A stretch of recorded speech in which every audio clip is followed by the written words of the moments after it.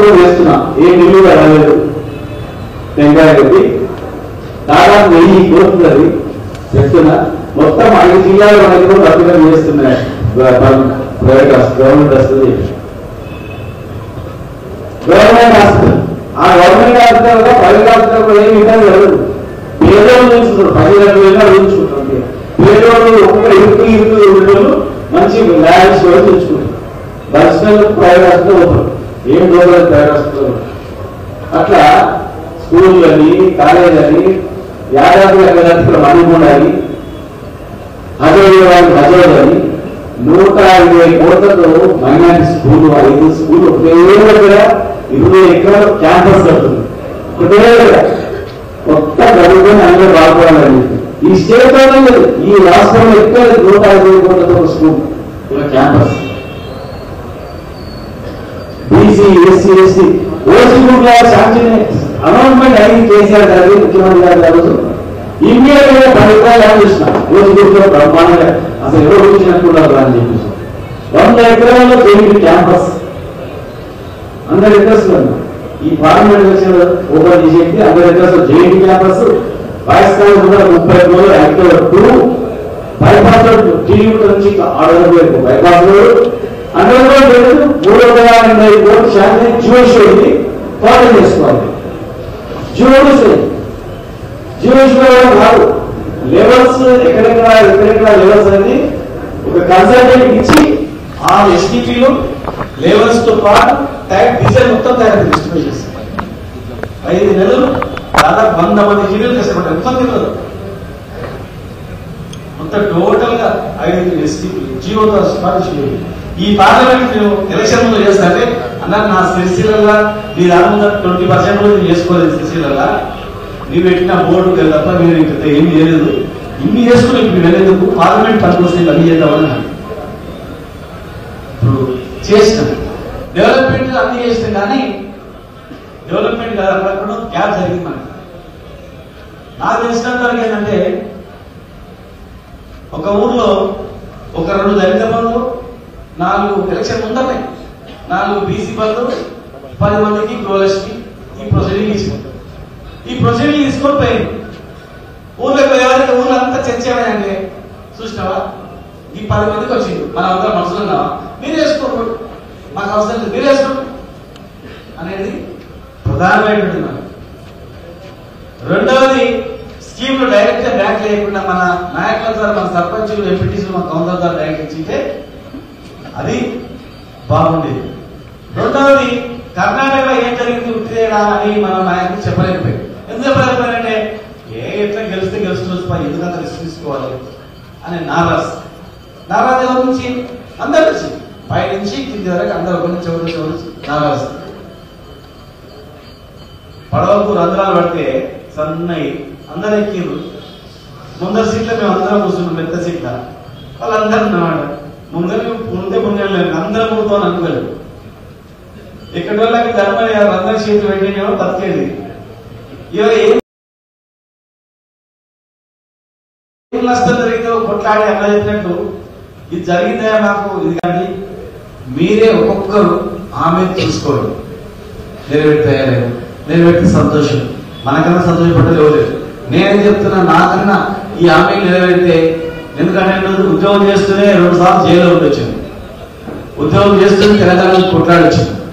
పోతే వాళ్ళు అనుకున్నాం కేసీఆర్ గారు ఏమడున్నాం, ఇలా చాలా మంది వేదికగా ఉన్నారు, ఏ పార్టీలో ఉన్నా తెలంగాణ కావాలని కోరుకున్న వాళ్ళందరూ ఉన్నారు. తెచ్చిన తెలంగాణ మంచి కావాలనుకున్నాం, మంచి చేసుకున్నాం.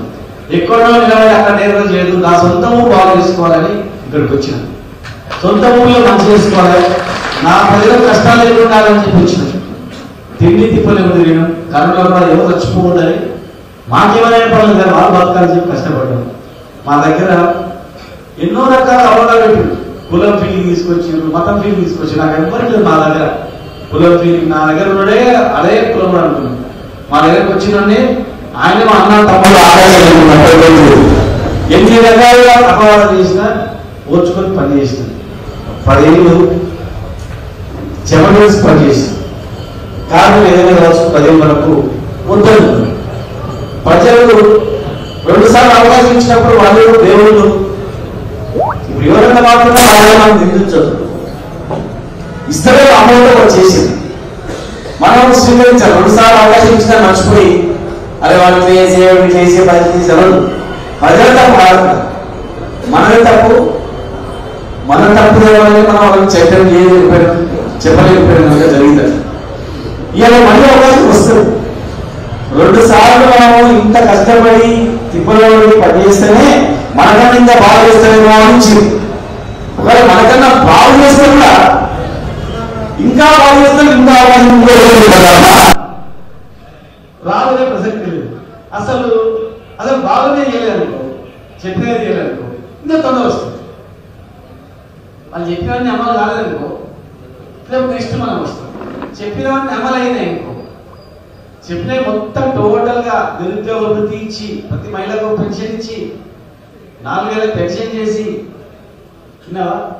బంగారం పెట్టి 1,40,000 అందరు రైతులకు 1,40,000 రూపాయల రైతు బంధు చేసి, చనిపోయిన రైతు బీమా ఇచ్చి, డబ్బులు ఇచ్చి, కరెంట్ ఇచ్చి, టోటల్ అన్ని సౌకర్యాలు ఏం చెప్పిన అన్ని అమలు చేస్తే కూడా నెక్స్ట్ ఎలక్షన్ వచ్చే వరకే మళ్ళీ ఎవరైనా ఇంతకన్నా ఎక్కిస్తామంటే ప్రజలు ఎట్లా మళ్ళీ అవుతుంది.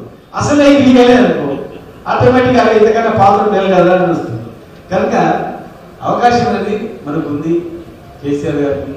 ఇలా పార్లమెంట్ ఎలక్షన్స్ వస్తున్నాయి, మరి మన ఓట్లు మన వేసుకునే కూడా గెలుస్తారు. ట్రాకింగ్ పోటీ మొన్న ఏది కాంగ్రెస్ బీజేపీ కలిసి వాళ్ళు ఓడించింది. కాంగ్రెస్ బీజేపీ కలిసి వాళ్ళని ఇద్దరు కలవడం అనేది ఎక్కడ జరగదు. ఈ మహబూబ్నగర్లో జరిగింది అన్నమాట. మీరు ఓటర్లు కానీ ఓటర్ మహాశయులు కానీ నాయకులు కానీ ఆన్ చేయాలి. ఎక్కడ లేనటువంటిది ఈ మహబూబ్నగర్లో 2 పార్టీలు కలవాలనేది ఎంత దుర్మార్గం, నాయకులు దుర్మార్గం అనేది 2 పార్టీల నాయకులు కలిసి ఇప్పుడు కలవాలంటే మన వాళ్ళ పోటీ కదా, మన ఓటు మనం ఎట్లా వేసుకున్నా ఆ మున్సిపాలిటీ 3 పార్టీలు వేస్తుంది అంటే వాళ్ళని ఢీకొనడానికి అంతమంది కలవాల్సిన పరిస్థితి వస్తుంది. ఏదైనా కానీ ఓటర్లు వాళ్ళు చాలా తెలియని వ్యక్తులు, నాయకులు కూడా ఆ మాయలో పడ్డా చేరుకుంటారు. అందరు మన దగ్గర ఉన్న నాయకులు ఎవరైనా ఏ కులం కానీ ఏ మతం కానీ తేరుకుంటారు ఖచ్చితంగా. అరే ఇట్లా జరిగిపోయింది కదా, దానివల్ల నష్టం మనకి కదా.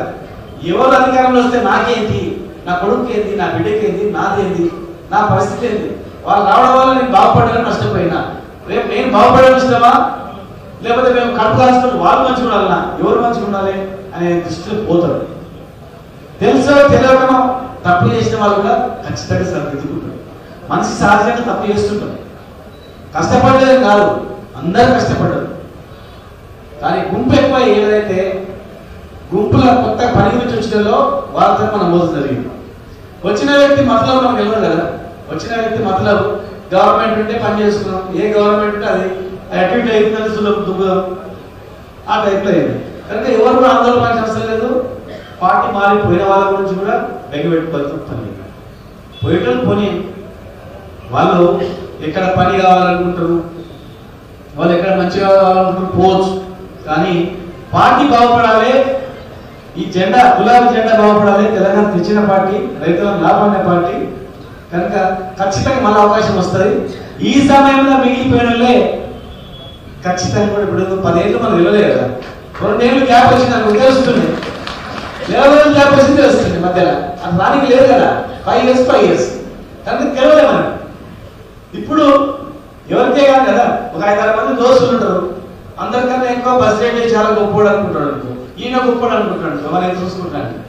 లాస్ట్కు ఈయన మీద డౌట్ ఉంటుంది అనుకో, ఇక్కడ ఆయన డౌట్ ఉన్న ఆయన హాస్పిటల్ వచ్చి పానం పోసి నా బ్లడ్ తీసుకోవాలని చెప్పించి చేసింది అనుకో, అరే నేను ఎండగా తక్కువ చేసింది, లాస్ట్కు గాయం తక్కువ చేసింది, కానీ లాస్ట్కు పంపించుకొని బస్ రేట్ ఎండగానే కదా, వీళ్ళని తక్కువ చూసింది, నేను వీళ్ళు వచ్చిన కాపాడు. కానీ అనుభవం అయితే తెలుస్తుంది.